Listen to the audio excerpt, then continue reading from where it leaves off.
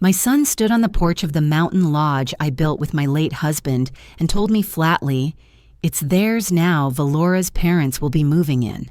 My breath caught. But 67 years of sacrifice had taught me not to beg where love should have lived. Instead, I held the cracked cup in my hand, took a single photo of the new nameplate they nailed over ours, and turned that humiliation into evidence. What they thought was the end of my claim was only the beginning of my quiet defense, and the house would speak louder than I ever needed to. Before I continue the story, please subscribe to the channel and leave a comment letting me know where you're watching from. 3 hours from Denver. The road narrowed to a ribbon climbing into spruce. The lodge roofline cut a steady line against the pines, dark as if it had been holding its breath. My old ceramic cup cracked at the lip, rode in the passenger seat like a talisman. I touched it at the switchback, a quiet ritual I've kept since Richard and I laid the first beam. Gravel ticked the undercarriage. I felt for the key fob I never needed here, and let the mountain air cool the heat behind my eyes. The lock met me with a sound I did not know. Not the soft chime we chose, but a bright, officious beep that didn't belong to us. Above the porch, a new brass nameplate crowned the posts, glossy and smug. My family name was there, but crossed by a sleeker title pressed over it the way fresh paint swallows old history. I entered the code Richard and I had set on a snowy afternoon. The pad threw back a red blink, a little pulse of denial. The beep repeated, cheerful as a stranger saying no. Cassian had claimed Richard's rocker like he'd been poured into it. One boot on the rail phone in hand, he barely looked up. Valora stood just inside the doorway with a stemmed glass and a smile that photographed well. Her voice floated out from a call, something about scheduling movers her parents' weekend linens to match the view. A folded blanket I'd stitched sat on the arm the tag flipped under. Their posture told me what words hadn't yet. This was a tour, not a welcome. The chair tilted me back into another morning. Steam had curled from Richard's tea. He would tip his face to the ridgeline and grin like the sun answered him by name. He'd tap the arm, beckoning me into his quiet. In the same frame now that wood held Cassian's impatience and the white flash of Valora's smile calibrated for someone else's camera. Memory and present overlapped like two photos fighting for the same nail. "You can't be here," Cassian said, finally flat as concrete. "It's theirs now." The words slid under my coat like cold rain. I looked at the plate at the lock at the chair back, worn smooth by my husband's hand. The cup was warm where my palm met its crack. I counted my breaths the way labor nurses taught me decades ago. I said nothing. The mountain carried our silence farther than any shout could have. I moved one step back into my own weather. Anger knocked loud and foolish. I let it pass through. I have learned the cost of speaking before the bill is printed. My mind set a list. Document changes, check filings, pause all calls tonight. I didn't come here to win a scene. I came to remember who I am when scenes end. I lifted my phone. Photos, not please. The nameplate, the covered letters, the lock mid-blink, the angle of the porch light, the shadow line at the sill, Cassian's shoe on the rail, Valora's hand around her glass. I said the time aloud and recorded it in notes, the temperature, the thinness of the air, the exact words he had used. My cup rested against my wrist, heavy, ordinary anchor enough. The phone buzzed before my hand fell. A message previewed without apology. "They move in next weekend. Don't come back." Below it, the blue stamps formed a tidy line, delivered 5:42 p.m. Read 5:42 p.m. An email chimed in the same breath subject line. Change of access notice. I opened neither. Screenshots caught the banners with their time codes, the sender field, the tiny cell tower icon. I watched my own reflection in the glass cool. Silence can be a shield if you hold it steady. The light fell fast the way it does up here. I stepped off the porch, the boards complaining as if they remembered my weight. I did not check to see who watched. Gravel answered my tires like dry applause. I kept my hands easy and my jaw unclenched. No calls tonight, not to lawyers, not to friends who would want a tidy villain. Paper first, then people, a map before a march. I thought of the last January we spent up here, how the generator hiccuped at 2 a.m., and Cassian, half asleep and kind, followed his father outside with a flashlight. That boy had fixed leaky pipes, carried lumber split kindling without complaint. The man on the porch now sat with a practiced slouch and a new watch heavy at his wrist. I do not begrudge watches. I do not begrudge growth. I do mind amnesia. The nameplate threw back the sky. It wasn't our simple Monroe Lodge placard anymore. Someone had chosen a serif that belonged to brochures and escrow folders, the kind of letters that talk about legacy while taking it. A sheen of adhesive haloed the old screw holes. I traced without touching the ghost of my family name under the new title and felt the ridiculous urge to wipe it clean with my sleeve. I put my hand back down. Dignity is sometimes the smallest refusal. Valora moved as if there were cameras at the eaves. "No, Mom, it's all set," she told the line, smiling into middle distance.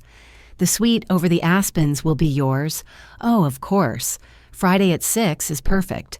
A pause. A tiny nod toward Cassian, like she was patting a dog who'd done a trick. Cassian flicked ash into the tray Richard carved and still did not meet my eyes. I greeted them by name. Only one returned mine. Inside the door, I saw the basket where we kept mittens, now labeled with a bar-coded tag. The old topographic map had been removed, leaving a rectangle of brighter wall the shape of a missing country. I made a note to myself, photograph absence. It testifies better than outrage. The pad's red light had a rhythm now, beep, blink, rest, as if the house were practicing a foreign language. When Cassian spoke, he didn't falter. The sentence had lived in him long enough to grow smooth.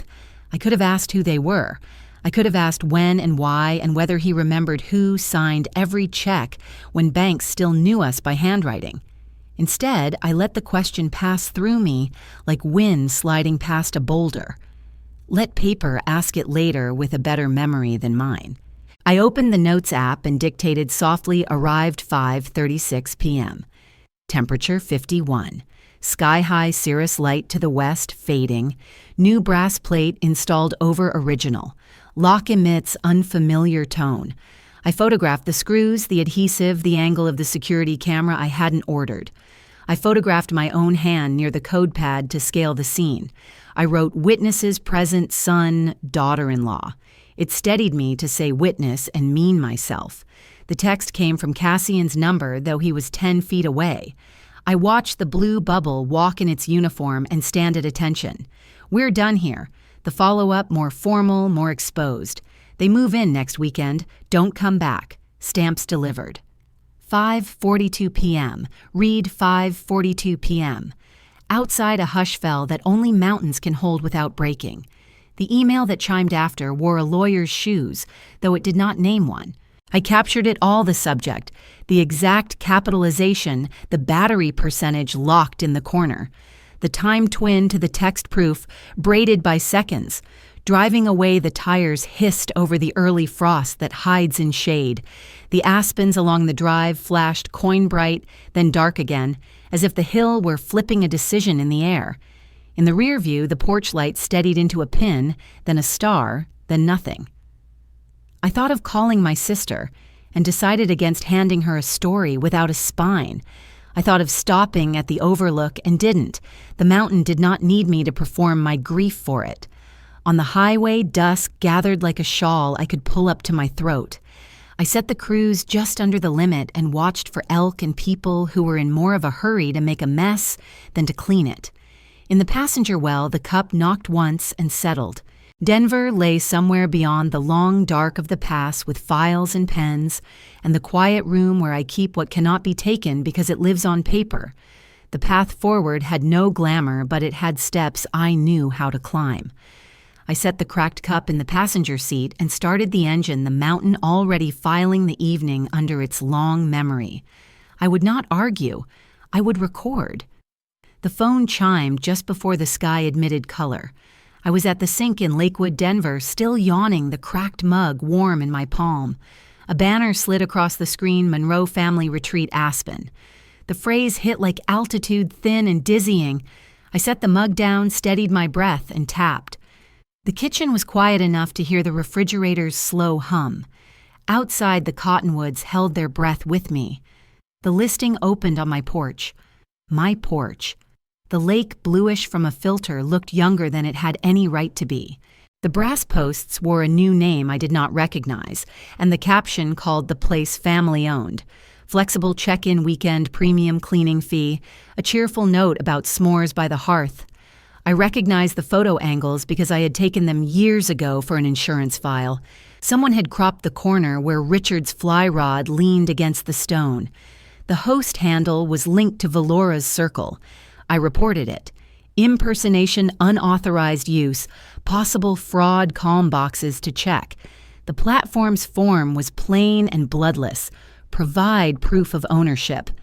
I uploaded our original survey, last year's tax bill, and a photo of the deed with my name where it has lived since Richard died.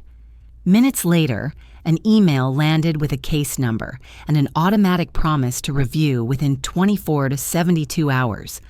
I read the subject twice, then saved the headers to a folder on my desktop. Case P3127846.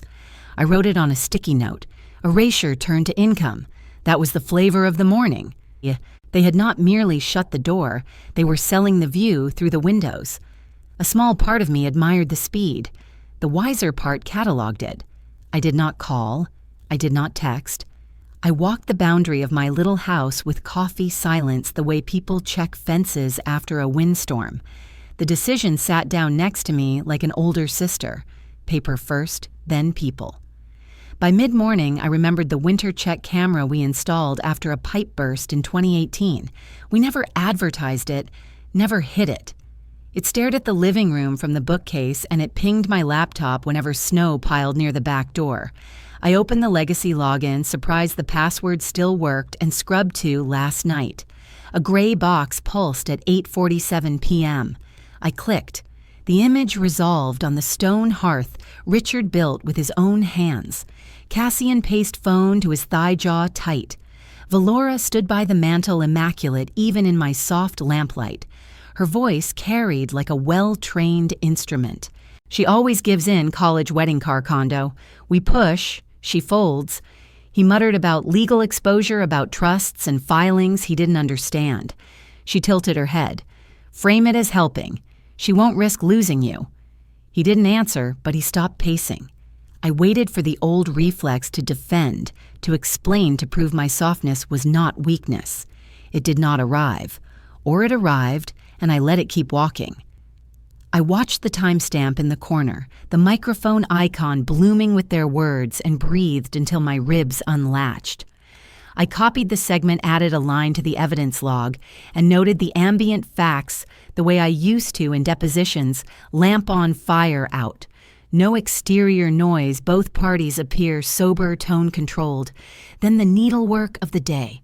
Screenshots of the listings calendar, the host profile, the house rules that outlawed candles in the room where Richard taught the grandkids to blow them out. I captured the lake photos, the porch photos, the logo, a cousin of Valora's designed with a stylized M. I downloaded the camera clip and emailed it to a fresh address I created for the case, then mailed a copy to myself with the subject, preservation copy. I dragged each item into a folder named with the date. Around noon, I wrote 3 lines on a yellow pad recorder. Certification of trust, no trespass. I underlined each once. Monday, the county building would open. I pictured the limestone steps worn by other people's dramas, the dull shine of the counter where names change hands. I would bring the trust binder, my ID, and a clean copy of the deed, then ask for whatever stamp the law gives when a house must grow teeth. There would be time later to decide who heard from me and how. Through the afternoon, the listing refreshed like a heartbeat. Requests pouring in a badge said near the calendar dots. I did not click Contact Host. I clicked Save as PDF and watched the wheel turn. The cottonwoods outside shook off the heat. Inside, the cracked mug stood sentry beside the folder. I rinsed it and set it back, lined the handle up with the sticky note that carried the case number and ordinary alter to ordinary resolve. I exported every page to PDF and named them by date and time, then copied the folder to a thumb drive I keep for storms and tax season.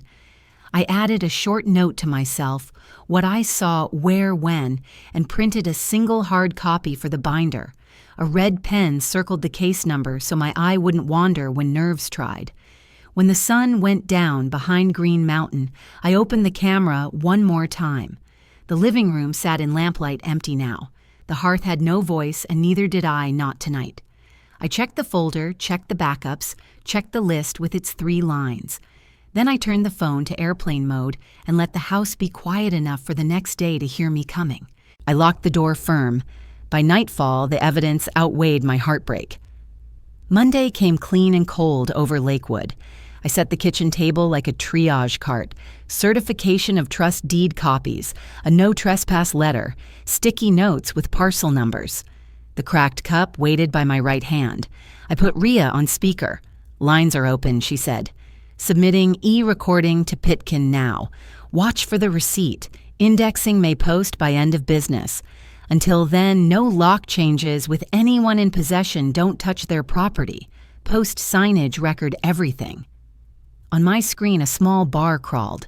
The clerk's portal flashed, received, queued, pending. The word felt both provisional and solid like wet cement, paper moving toward stone. I called the sheriff's non-emergency line. Deputy Nolan Briggs logged the parcel, the trust, the pending status, the short-term listing I had reported. He issued an incident number and gave me a callback protocol. "If you encounter folks," he said, "voice steady as boots don't escalate. Call us, let the paper speak first." The house exhaled. I paged through the HOA binder.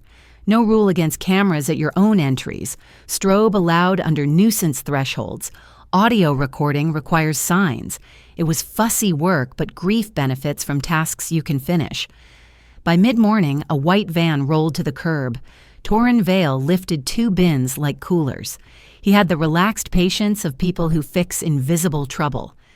We loaded gear 2 discrete exterior cameras, 3 interior pins, motion sensors with backups, a low-intensity strobe capped under ordnance weatherproof speakers, and a palm projector that could walk a silhouette along the landing.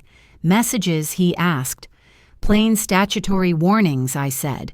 "Colorado trespass section, calm tone, information not threat." "Good," he said. "Fear burns fast. Facts keep burning slow." We drove west, the interstate tilting into the mountains. I told him about the locks.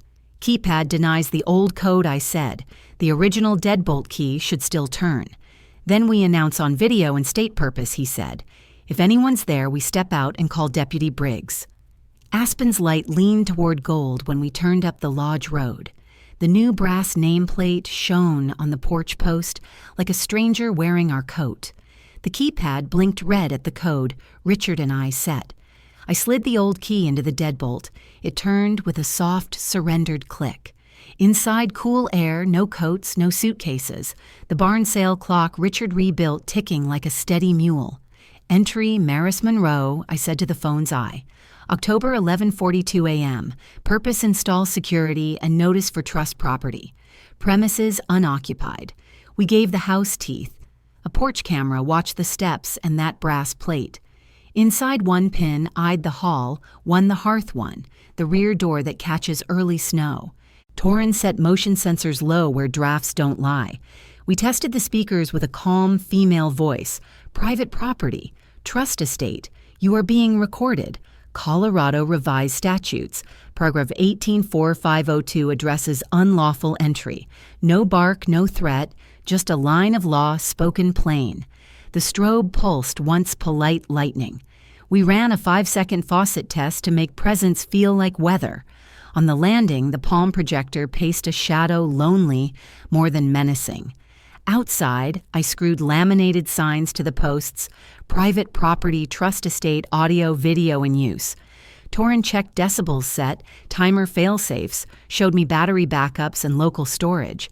"If the power drops, it holds," he said. "If the network hiccups, recording continues. Your phone can trigger or silence." We ran the demo from the driveway. The recorded voice made the room sound like a courthouse. The strobe blinked twice. Water thundered and went quiet. The shadow walked its loop. I felt not triumph, but steadiness, the feeling of a good shoe on ground. We filmed a final walkthrough date, time, purpose, close-ups on signs and devices, inventory narrated to camera. On the porch, I centered the shot on the new nameplate and spoke the platform case number from yesterday's report. Every syllable made a rung I could stand on. In the car, I emailed the file set to Rhea. Her reply came quick, filed, indexing commonly 3 to 6 hours. Pending protects you with notice and signage. No debate. Let them call counsel. Clouds silvered as we dropped off the pass. Back in my driveway, I refreshed the recorder portal. Pending, awaiting index. I set alerts for recorded and for any change to the platform case. I rinsed the cracked cup and left it to dry beside the hard-won folder.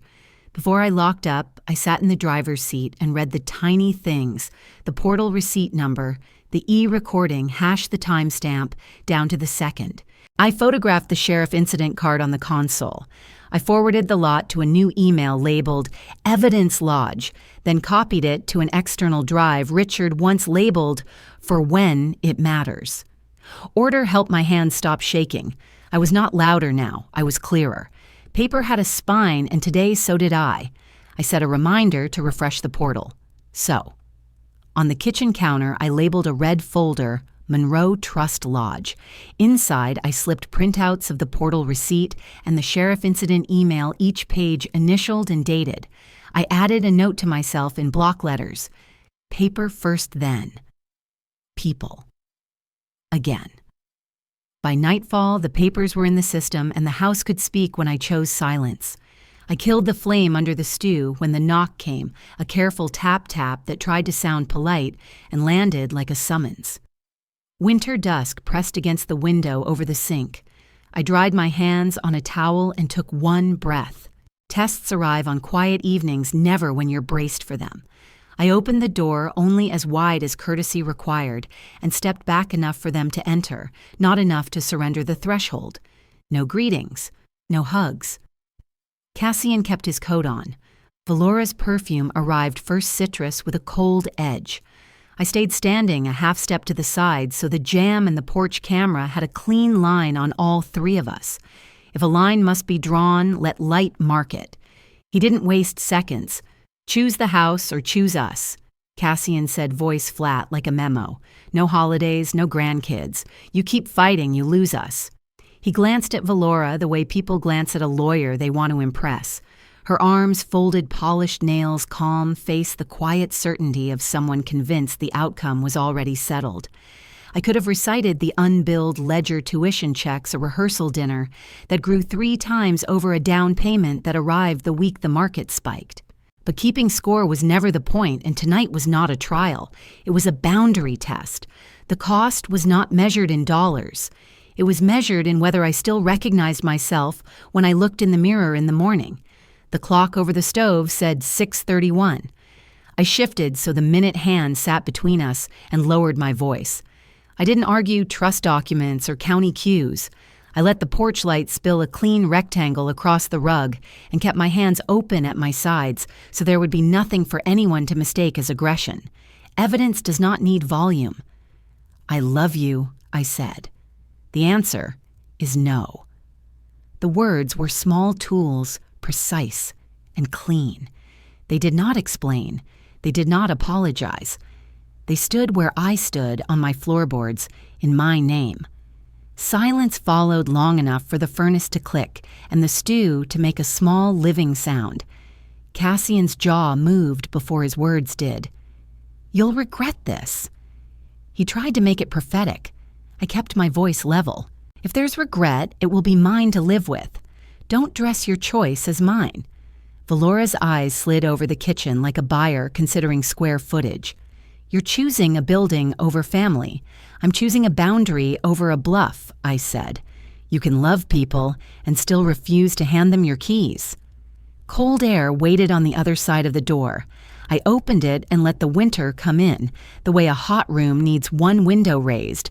No shouting, no theatrics, "I'm asking you to leave now," I said, still standing where the camera could see, still keeping the threshold in my peripheral vision.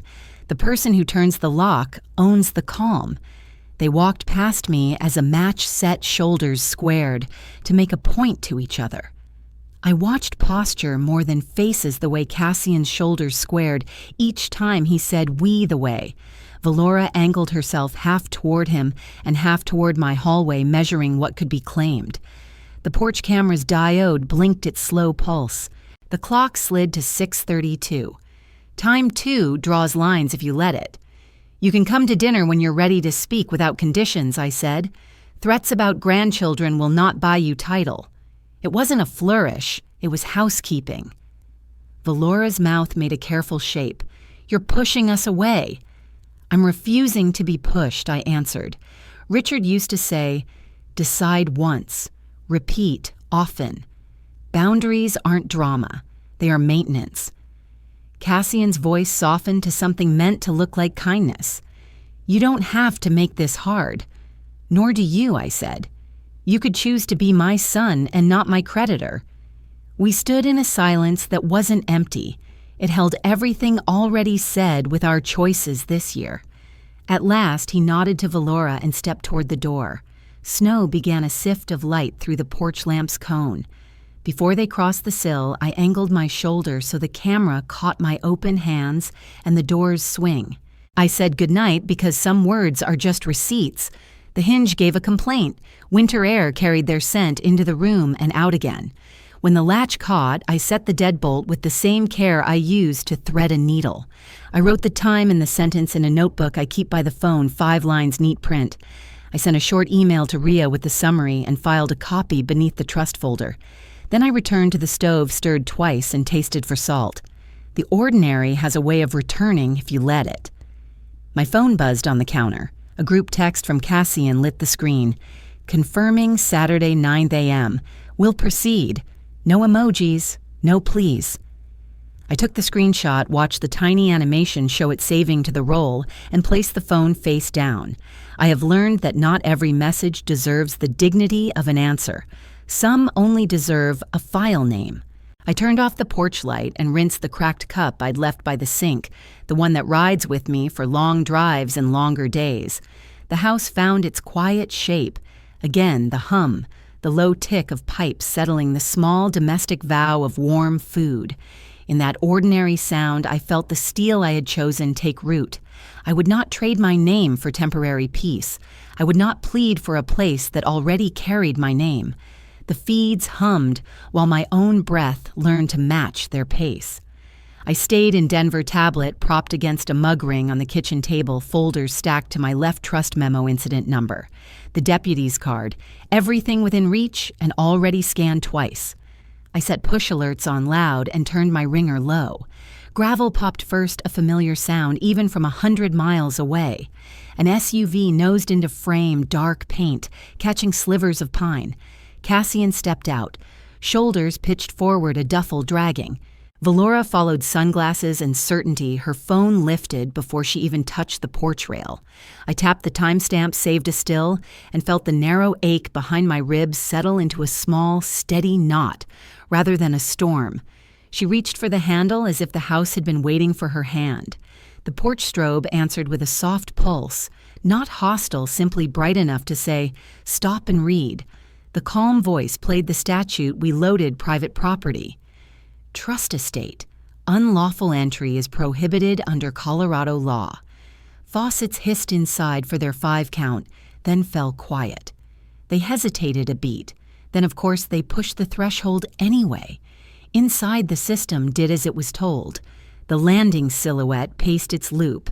The living room lights alternated, not frantic, but decisive, a heartbeat you could not ignore. The camera mic caught Cassian's voice rise, my son, large in the frame I once filled with holiday garland. Valora tilted her phone to capture a victim's angle and walked a slow circle like a realtor on live video. Distance can be a kindness. I called the Pitkin County non-emergency line in a tone I once saved for doctors. Maris, last name, I said, referencing incident number ending in 27 parcel on Snowberry Ridge. Possible trespass. posted signage, requesting welfare and property check. The dispatcher read the note back to me and said a unit was en route. I thanked her and wrote the time in the margin of my yellow pad. Deputy Nolan Briggs stepped onto the porch a few minutes later, his partner just behind. The system quieted the moment they arrived. Our settings gave the law the floor. My laminated notice was visible by the jam. The brass plate with our name, Richard's name, was still covered by their temporary title. Briggs spoke to them first hands, easy voice neutral. He radioed dispatch, pulled up the county index on his device. Trust estate posted, he read. Sole authority Maris. Last name. No transfer recorded. Cassian tried the old ground family history plans already made. Valora added the new line, she barely uses it, as if use creates title. Briggs listened without impatience and asked for any documents showing a change. None appeared. He let the silence set. Then he turned his head toward the porch camera, not knowing I was watching live, and said the sentence, "I did not know I needed, ma'am. You've done everything right." Most people don't. Not a flourish, not a speech, just a line that set the floor under my feet. He issued the formal no trespass warning, explained the next steps if they returned, and asked them to clear the premises. They packed like people leaving a hotel room after a complaint, quick offended, careful not to break anything.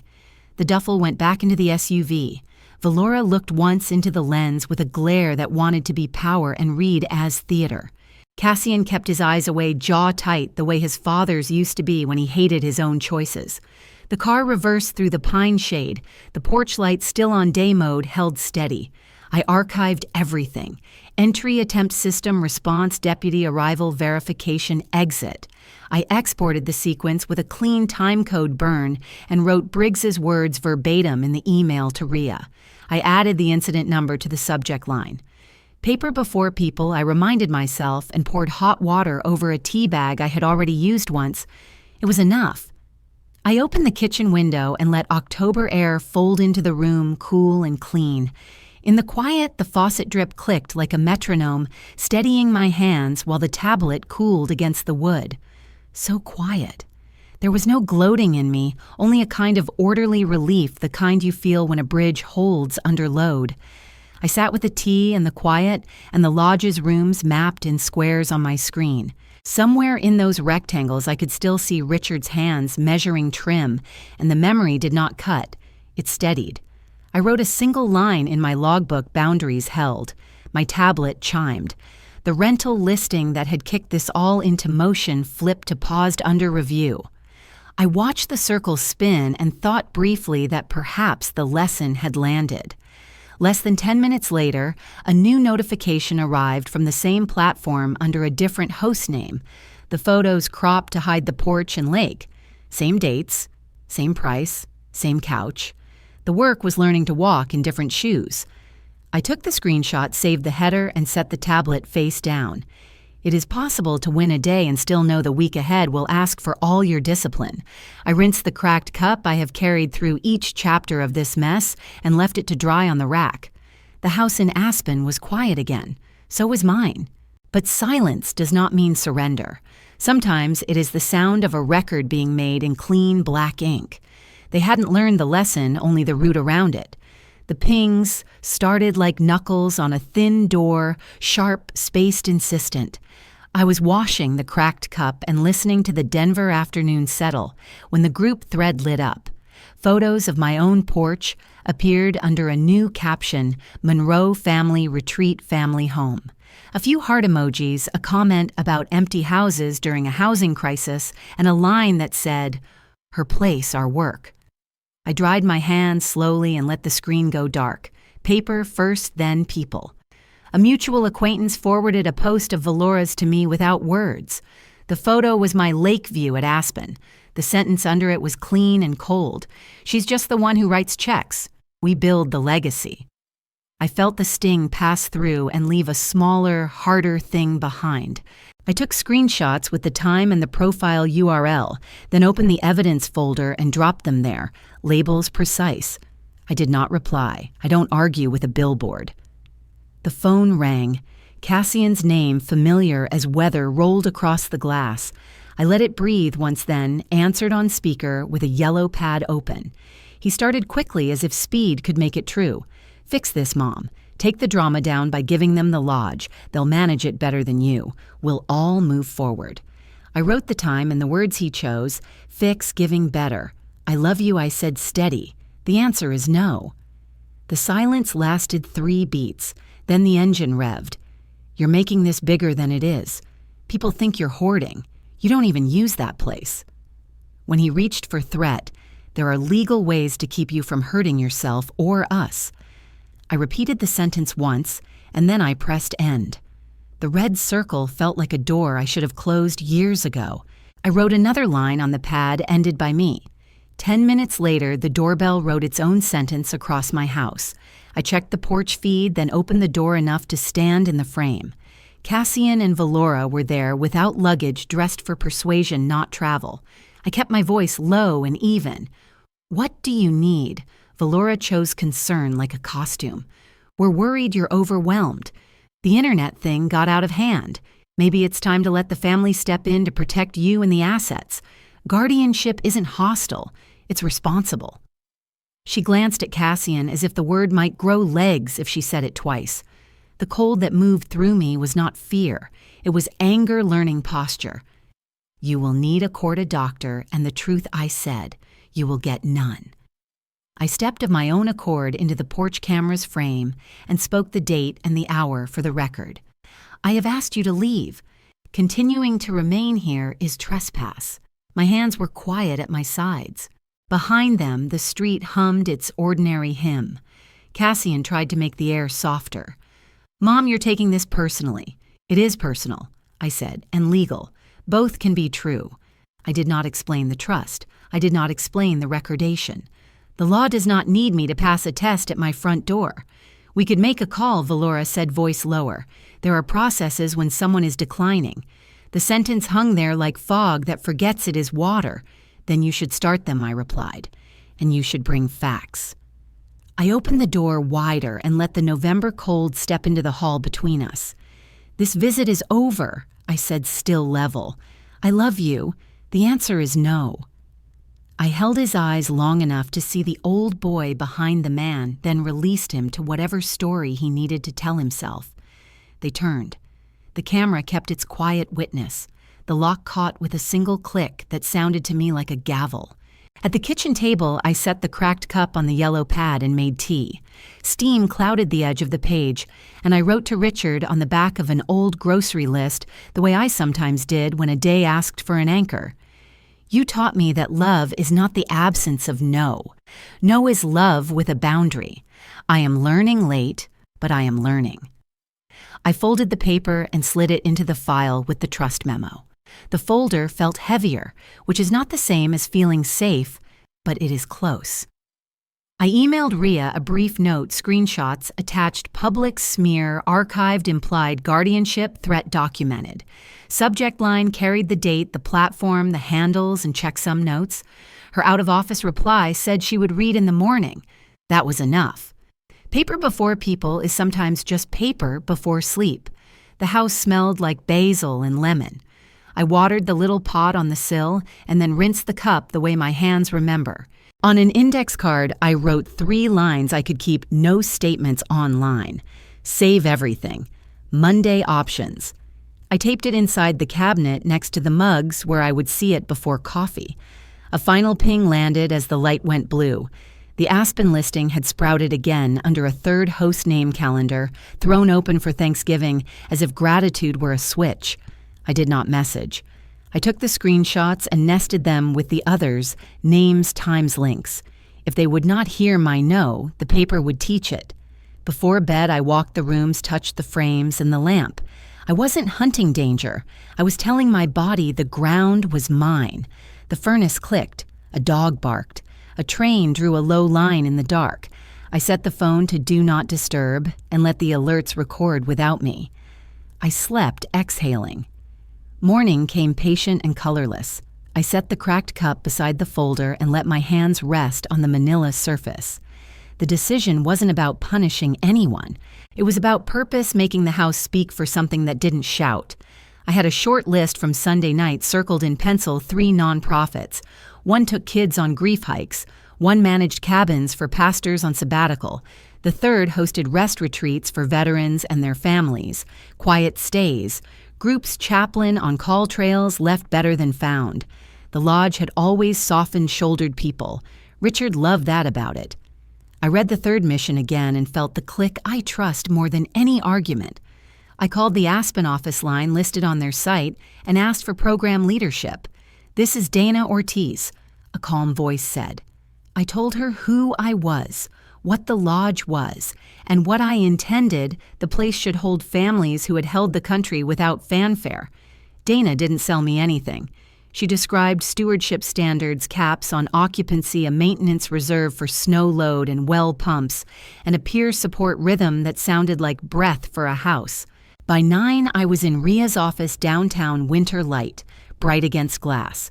She had already pulled the parcel index and printed the trust memo we filed last week. "We can do this clean," she said, sliding a tabbed stack across the table.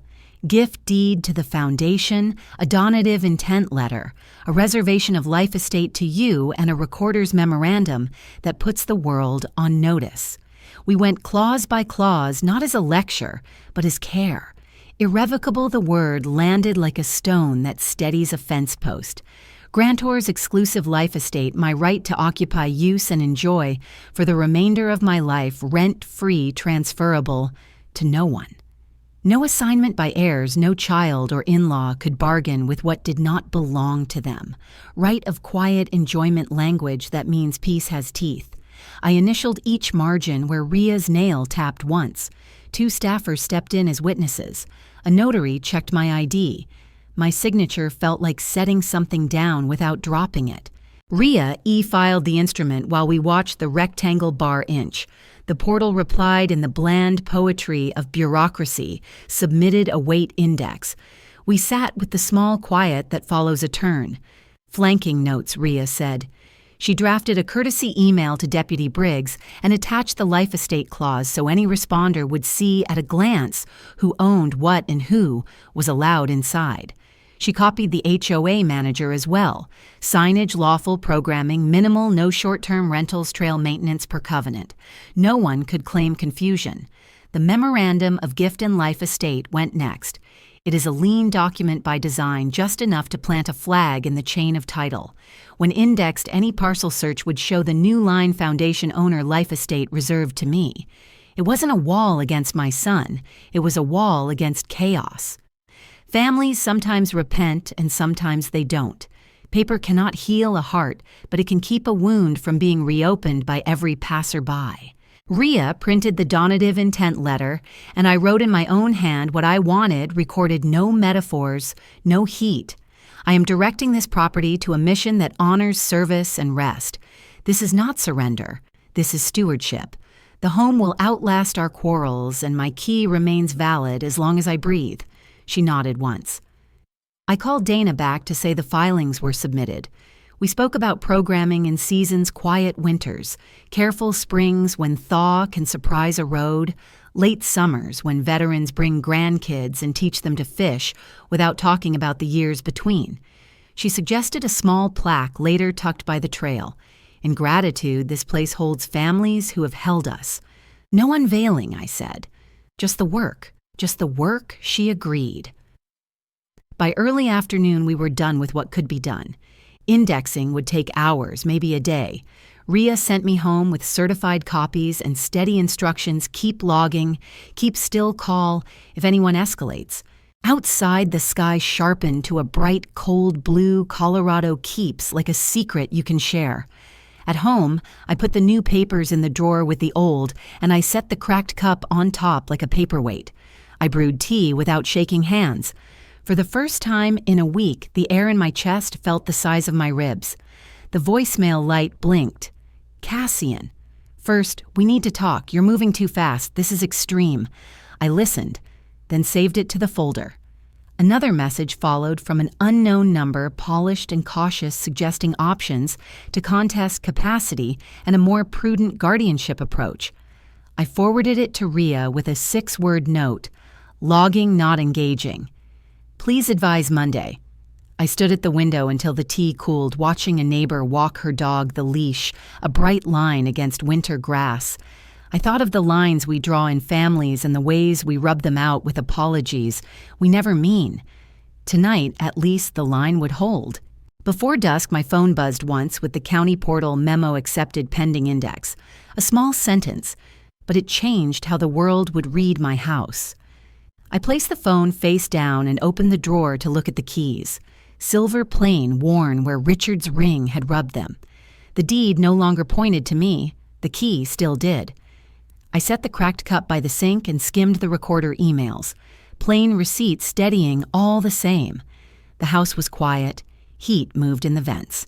Paper had moved too. For a Monday, that was enough. Headlights slid across my curtains and held. Cassian's sedan idled. Valora stepped out a beat later, coat sharp, a manila folder tucked to her ribs like a prop. I smoothed the dish towel and went to the door without hurry. On the porch, the air felt metallic. Valora pitched her voice for the camera she pretended not to see. "We're here to fix this, Maris." Cassian watched my face the way a son watches a locked safe. "What would fixing look like?" I asked. Her smile didn't bend. "Holidays, grandkids, peace. You undo whatever you filed and hand the lodge to my parents to manage. Family stays family." A muscle in my jaw tightened, then released. "That's a threat dressed as a table setting," I said. "And no." She blinked. Cassian tried softer. "Mom, we can't keep doing lawyers. Just choose us." "I did," I said. "For years." I kept my hands at my sides. The porch camera LED held steady like a lighthouse. Valora lifted the folder. "Then here's what comes next if you keep stonewalling. A petition. We're prepared to argue capacity, undue influence, all of it." I looked at the staple. No stamp, no clerk's marks, no case number. "You're waiving theater," I said. "If you ever get a real number, you can serve it." "We don't want to do that," Cassian said. "Just undo the mess." I let the sentence I'd practiced carry my breath. "I love you." The answer is still no. Silence widened. A dog barked 2 houses down. A wind chime gave one note. I named the time for the record and repeated the sentence once identical. No debate. Boundary is not volume. Valora's eyes cooled. "You're isolating yourself," she said. "There won't be birthdays. There won't be visits. The kids will know why. If you choose that," I said, "own it. Don't pin it on a house." I tipped my head toward the red dot. "You're on camera, and I've asked you to leave." "Not until you look at the papers," she said, pushing the folder forward. "Unsigned," I said. "Outside counsel can send me whatever they like." My attorney will reply. "I won't be debating law on my porch." Cassian's voice frayed. "Do you want to die alone, Mom?" It hurt and it missed. "I'm not the one using loneliness as a lever," I said. "I set a boundary. You're testing it." He looked down, then away. Valora touched the doorframe not to enter, but to plant a flag. I shifted half a shoe so the camera caught the intent. "This is the last time we try nicely," she said. "Then I'll end nicely," I answered. I turned the knob, opened the door, and stepped back. "You've been told to leave. Remaining here becomes trespass. The sheriff's non-emergency number is by the phone. I'll make the call if you linger." They retreated 1 step, then 2. The deadbolt clicked with the bright authority of a gavel. Inside the house exhaled with me.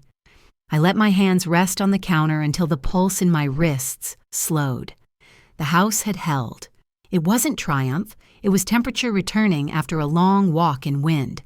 I filled the kettle, listened for the first rattle, and let an ordinary room remind me why discipline matters. I set my phone on the counter, opened notes, and logged date, time, visitors, the holiday hostage line, the unsigned folder, my statement, their departure. No adjectives. Facts fit better when they aren't padded. I clipped the porch footage, added a caption with the timestamp, and saved it to the evidence drive I'd been feeding all week. Paper before people. It wasn't cold. It was clean.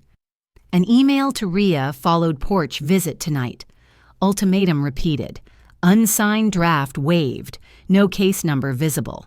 I ended the interaction. Door closed, no escalation, clips attached. I CC'd myself and the archive, then printed a one-page log. A real file never depends on a single copy. I taped a small index card by the landline with numbers I might need if this graduated to uniforms again, Sheriff Non-Emergency Incident Reference Recorder Document IDs. Not a dare, simply a map you hope to never unfold. I watered the basil. I rinsed the cup. The kettle hummed.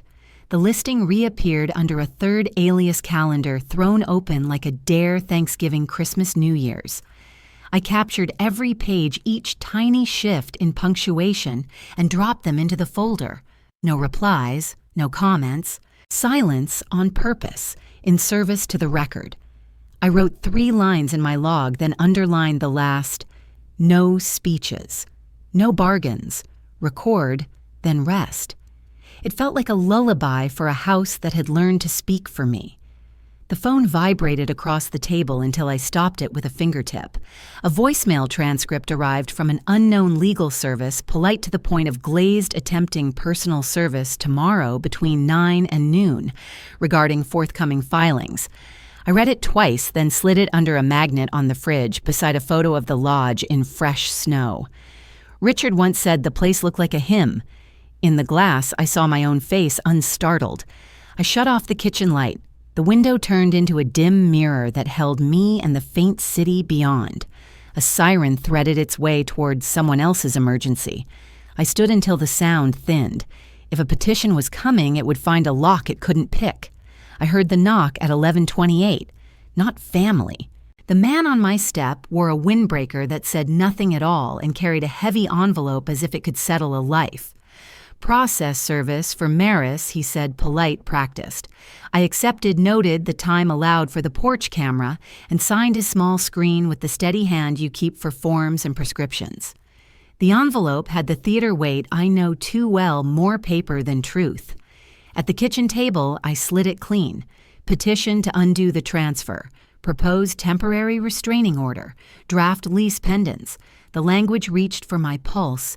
Undue influence, lack of capacity. Emergency relief. Counsel of record out of Denver. Property in Pitkin. Venue like a shoe on the wrong foot. I let the words pass through, then set them down in sequence like coins on a counter. I called Rhea, not my son. Served just now, I said. Petition proposed TRO LS pendants draft. She asked for PDFs. I scanned and sent to our secure folder subject line stamped with date and time. Rhea skimmed live. Trust chain is Clean Life Estate reserved memorandum recorded before any of this, she said. They're trying to freeze a door that doesn't swing their way. An email rang the inbox like a bell clerk notice emergency Zoom at 2:30 p.m. I laid out my papers like tools, certification of trust recorder memo deed with life estate, the donative intent letter, the foundation's acknowledgement. The cracked cup sat at my right hand as if it were a witness. Rhea called back with bullet points. Standing weak. Irreparable harm absent. Equities favor stability. Property owner the foundation. Your life estate intact. She asked me to keep answers short if addressed. Yes, Your Honor. No, Your Honor. Facts, not speeches. At 2:28, the Zoom room opened on faces in tidy boxes. Judge Novak took center square, calm and exact. Cassian's lawyer announced urgency as if a drumline had entered the courtroom. I kept my camera on mic-muted eyes level. Dana's counsel joined by name and bar number. Rhea nodded once toward her lens. Counsel argued clouds and calamity. He called the deed a secret. He called my filings sudden. He called me confused. Rhea answered with the record, E-recording timestamps, the recorder index already lived the life estate clause that preserves my possession and responsibility the foundation's duty to maintain and restrict use. Dana's counsel added a simple sentence. We serve veterans' families on a calendar 6 months out. A TRO would cancel booked stays without lawful cause. Judge Novak leaned into his screen. No likelihood of success on the merits shown. Venue appears improper as briefed. Irreparable harm is not evidenced. What you describe can be compensated should you prevail, which you have not shown likely. The requested temporary restraining order is denied. No Ellis Pendens will issue on this showing. We'll set a short status conference in 3 weeks. The gavel was only soundless pixels, but the sentence landed like oak. I wrote the key lines as he spoke, the way you catch a recipe you don't want altered later. When the hearing ended, I saved the court's minute order and the Zoom link, and I emailed Deputy Briggs a courtesy note, no emergency. Court denied TRO. He replied with a thumbs-up emoji and the clear sentence I prefer, copy. Ria's tone warmed half a degree. We'll move to dismiss and consider fees. This was not a good faith filing. I pictured the long hallway where paperwork becomes quiet discipline. Authorize the motion, I said. Firm, not cruel. After 3, the House remembered it was only a house. I brewed tea and wrote 3 lines in my log, served at 11:28, heard at 2:30, denied at 2:52. I put the envelope back inside itself and slid it into the file drawer behind the trust, not above it. My phone lit with a message from Cassian. If the court won't listen, the neighbors will. I stared at the sentence until my own breath returned to normal. Screenshots, archive phone, face down. The old urge to answer rose and went like a tide that obeys the moon, not the human yelling at it. By dusk, the west windows took on that copper-wash Denver gets in clear weather. Somewhere 2 blocks over, a mower rattled itself empty. I wiped the counter and checked my list for the evening document storage verified calendar, updated, no social media, no replies. I printed the minute order and slid a copy into the lodge folder behind photos of the porch plate and the red blink. I labeled a new thumb drive with today's date and backed up the clip service hearing denial in triplicate. Then I wrote a postcard to myself addressed to Aspen Hold the Line. I would mail it in the morning, not for delivery, but for ritual proof that a day like this had weight and that I carried it on purpose. Routine steadied me. Then the second vibration, a text from an unknown number with a link to a neighborhood forum. I did not tap. I logged the text and turned the phone face down again. There would be noise on the street because the courthouse had not opened the door they wanted. I walked the block once when thinking needs air. The cottonwoods along the curb had started their litter. Leaves scraped the asphalt like a low brush. 2 neighbors waved. I waved back and kept my counsel. Inside, I labeled a plain manila envelope. Noise for rumors I refused to carry. For later. Yes. By dusk, it wasn't the law they'd tried to sway, it was the street. The whisper campaign started with a photo and a lie. On the HOA group, my porch looked colder than it is. The caption under it turned me into a villain in 3 lines. I felt the sting, then the familiar cooling in my chest that comes when you decide what is and isn't worth your breath. I took screenshots instead of bait. Timestamps, URLs, the first replies snowballing. I exported the whole thread and sent it to Ria with a note documented no public reply, then copied Dana's counsel at the foundation. Paper before people isn't a slogan, it's a handrail. The cul-de-sac hummed with chores.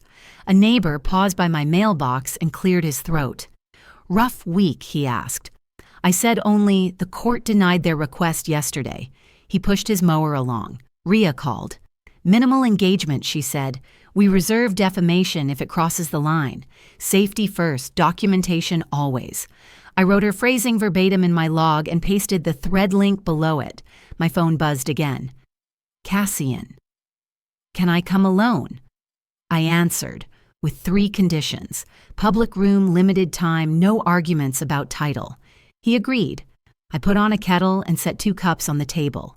He arrived without armor, no Valora, no in-law shadows, no folder waved like a flag. Just my son, hands empty. I stayed seated with my tea and pointed to the chair opposite. It got bigger than I meant, he said. The posts. A friend pushed the photo. I didn't stop it fast enough.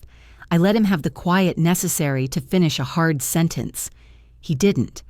That was all he had for that part. We aren't here to talk property, I said. If that's the only subject, this meeting is over in 2 minutes. His shoulders dropped. Okay, he said. Okay. I slid a single page across the table. Family boundary practices was typed at the top. No lectures, just rules.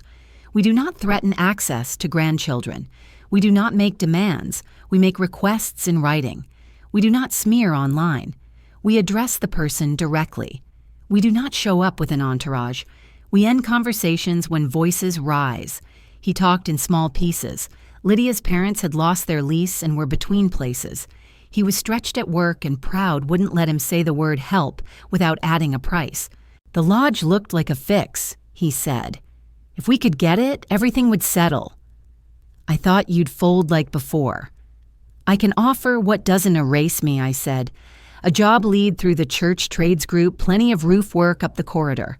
A meeting with a housing counselor who knows more programs than either of us. But I won't pay ransoms for love. He nodded once. Silence did its half of the work. I heard the wind in the elm. He reached into his pocket and set a metal ring on the table. My old spare key. It's not mine, he said. Wasn't mine to use. A knot behind my ribs loosened a measure. We stayed in the same room. He asked about the foundation, what they do with weekends, how many families at a time. I told him about the quiet calendar Dana kept and the trail maintenance days. When he stood, he didn't promise change, and I didn't require it. He folded the boundary page and slid it into his jacket. At the door, he said, "Mom," and stopped. I know, I said. He left with his hands still empty. On the HOA page, the comments had a rhythm I recognized: certainty, masquerading as concern, questions posed as verdicts. I could almost map the sequence: one neighbor just asking another, thinking of the children, a third tagging someone who loves a bonfire. I used to chase every spark with a hose. Age and a few court filings taught me that dry grass is not my fault. I kept the thread, not the heat. When I handed Cassian the boundary sheet, I watched his face the way I once watched his homework, waiting to see where patience might break. It didn't. He read to the end and whispered the rules to himself like a person learning a language he once knew. I realized my anger had volume, but not aim. The rules gave it walls.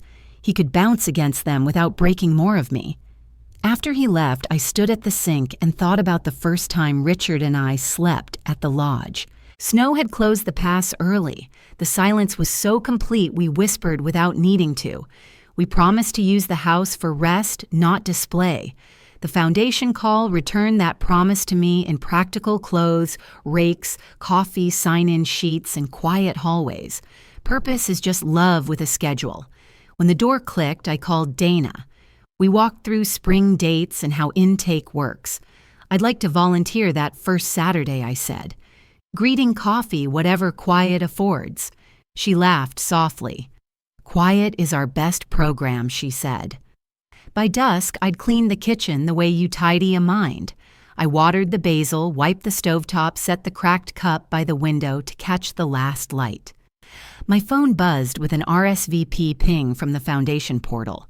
A name I didn't expect appeared on the screen, the mother of a young veteran I'd met at church when casseroles were still my language for care. I updated my log thread documented.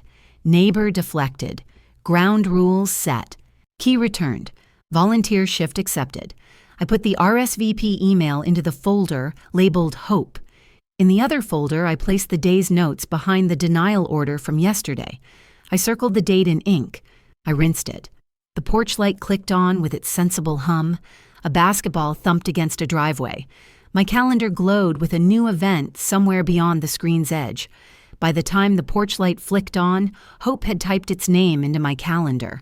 I drove up before dawn with the RSVP still unopened in my inbox, the mountains laid out like folded quilts.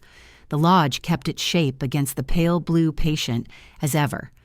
I parked by the pines, set the cracked cup on the dash a moment, then carried it inside with the keys and the folder. Opening day was not about me. It was about quiet being put to use. Inside, I turned the deadbolt, flipped the porch switch, and read the brushed steel plaque by the doorway. It did not shout. It simply named the foundation and the stewardship we had agreed on. I filled kettles, set mugs on a towel, laid out badges, guest in soft green, volunteer in slate. The air warmed and held the faint smell of cedar and lemon oil. I breathed once for Richard and once for the road that brought me here. Vans rolled in like slow punctuation. 2 veteran couples, a widowed nurse who cared for her brother until the end, a father and his adult daughter who still called him Dad in the exact same tone as when she was 10. Dana moved easily among them with the clipboard and the survey cards. I handed out tea and directions to rooms answered where the towels were and which path led to the overlook. Practical kindness keeps hands busy and hearts steady. At the printer, the volunteer roster slid out, and the name that caught in my throat was not a stranger. Cassian had signed up late last night, kitchen and grounds. I showed Dana the line. "Roll's clear," I said. "No property talk." She nodded. Boundaries are easier to hold when written down and shared. He arrived in a plain ball cap. No entourage, no claims. "Where do you want me?" he asked. "Apron," I said, and handed him a list. Greens to wash tomatoes, to have bread to slice straight. We worked in parallel. He chopped. I stirred. We moved around each other with the kind of care you give a crowded counter. Requests went on a clipboard. Please and thank you did more work than a dozen apologies. Relief does not need speeches. It needs practice. Midday, the hallway lights shimmered, and a guest stopped and pressed her palm to the wall. Her breath turned quick and high. Cassian saw it before I did. He killed the task light's fetched water, then stood 3 steps back so he was present without pressing. I stood beside her and matched my breath to hers in for 4, out for 6. Her shoulders lowered. "There you are," I said quietly, the way a person says welcome to someone still arriving. She nodded. Competence, I thought. Not conquest. A ranger truck nosed up to the gate for a routine pass. He walked the porch, tipped his hat at the posted notice about the trust chain and the life estate, and asked if everything was calm. "Calm enough," I said. He smiled at the kettle steam and drove on. Systems worked without noise. My shoulders loosened by a degree I could measure. From the kitchen window, I saw a familiar car idle near the easement. Lydia. She did not cross the line. She looked a long time and pulled away. My pulse lifted, then placed itself back where it belonged. Not every knock is a door opening. Some are just weather passing through. In the late afternoon, Dana gathered everyone in the common room. No big speeches, just a light circle, a sentence each, about what they hoped to find this weekend. When it was my turn, I said, "Porches are built to mend what houses hide." No one asked me to explain. No one needed to. After cleanup, I found a cabinet hanging a little off-center. Cassian crouched with a driver replaced a stripped screw with one from his own kit and left a sticky note inside the door. Used my own hardware. C. I thanked him with specifics. Level and snug, I said. Not absolution. Accuracy. We checked the pantry and made a short list for morning fruit ice paper filters. He put the clipboard back on its nail without being told. When he left, he did it without looking for a reaction. I watched him walk to the gravel and disappear behind the trees. People do not change in a day, but people can act differently in one. Dusk comes early in the bowl of these hills. Dana asked if I would offer 5 minutes at tomorrow's welcome. Nothing formal, she said, just a frame for the day. I said yes. I rinsed the cups, set them upside down on the towel, and wiped the counters until they squeaked with that clean note I love. My phone buzzed when the light turned purple on the far ridge. An email waited from a legal contact, copied on an old family trust chain. Further information you should see. No attachments previewed, no drama in the subject line, just a hinge. I did not open it in the doorway with wet hands and a moving heart.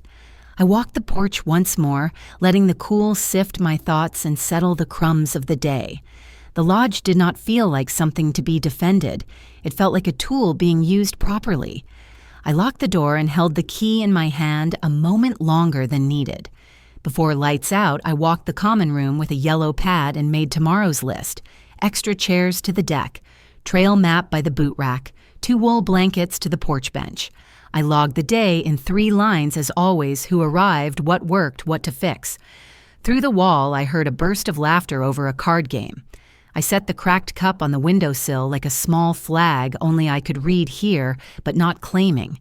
Now. By the time the mountains turned purple, one small piece had taken root, and one unopened message waited like a hinge. Before dawn, I opened the email. Margaret had written only one line. "You should see this," and attached 2 files. The first was a county recorder. Notice a quitclaim deed someone tried to push through 3 weeks ago had been rejected for defects. The preparer traced back to a consultant on Charles's payroll. The second file was a scan of Richard's old letter, the one he left with Margaret when we first drew the trust. His handwriting was steady as fence posts. If our family ever fractured the lodge, should serve strangers who need rest mercy with a lock. I called Margaret while the sky was still the gray of found pennies. She advised no criminal escalation. The recorder had already refused the filing and logged the attempt. "Let paper do the talking," she said. "Send a closure letter to all parties. Reaffirm title and the life estate. Offer a voluntary repair path apology and service if you wish." I wrote the words "closure letter" on a yellow card and underlined them once. By 7, kettles sang and guests stirred.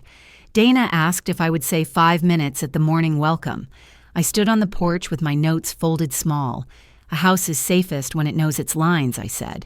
"We keep ours." Richard called it mercy, with a lock kindness that doesn't invite harm. I thanked volunteers without naming family-pointed people to the ridge trail and the tea so the circle could hold itself. In the kitchen, Cassian waited with his cap in his hands. 5 minutes, he asked. 5, I said, and set the timer on the stove. I slid a sheet across the counter, terms of repair. A written apology addressed to the foundation staff, not to me. 100 verified volunteer hours over 3 months. No further discussion of ownership ever. After that, a coffee off-site as mother and son. These are lines, not punishments, I said. He read each point, the timer ticking softly between us, and nodded. "I can do that," he said, folding the paper once and tucking it into his notebook. A car idled at the public road sun, striking the windshield so it flashed and went dim. Lydia. She didn't step out. Cassian noticed and stayed where he was, hands still. Dana came to stand beside me on the porch and said nothing at all. The car eased forward and turned back toward town. Sometimes respect is just distance kept. I watched the dust settle and felt something in my chest settle with it. Not victory, not defeat, simply the room a person needs to stand upright. My phone buzzed with a clerk's courtesy note. Margaret forwarded the rejected quitclaim had been indexed as such. The parcel search reflected the memorandum of gift in my life estate. A deputy liaison wrote, "Your postings are current, ma'am. You've done everything right." I let the words land the way a coat lands on a hook, useful, not decorative. I mounted Richard's cracked ceramic cup in a small shadow box by the entry and printed a card no larger than a hand. Cracks mean it survived. The staff approved it. Guests paused and smiled the way people do at a story they don't need explained. The cup no longer lived on my dash or by my sink. It belonged to the threshold and to everyone who crossed it. When the afternoon sun caught the glaze, the fissure gleamed like a small river on a map pointing nowhere and everywhere at once. Quiet mercy moved in other ways. Through the foundation, I authorized a modest anonymous grant to a partner nonprofit that helps seniors stabilize housing. A caseworker, not I, would guide Elaine and Charles toward that program if they chose it. No lodge stay, no key, no favors.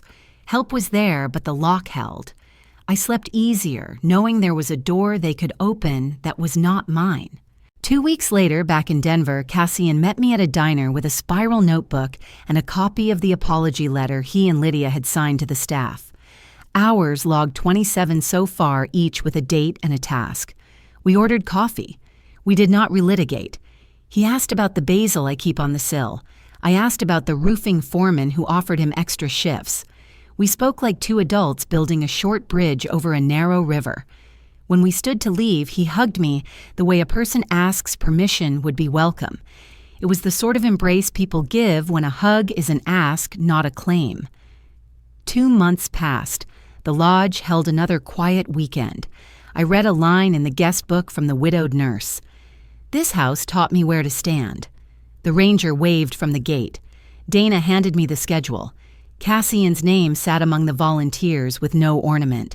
I touched the brushed steel plaque, breathed pine and tea, and a little lemon oil, and watched the lake lift light back to the roofline. I locked the door and kept the key. The click sounded less like defense now and more like punctuation. At the end, I set a camera on the porch rail and spoke plain to whoever needed it. Boundaries aren't bars.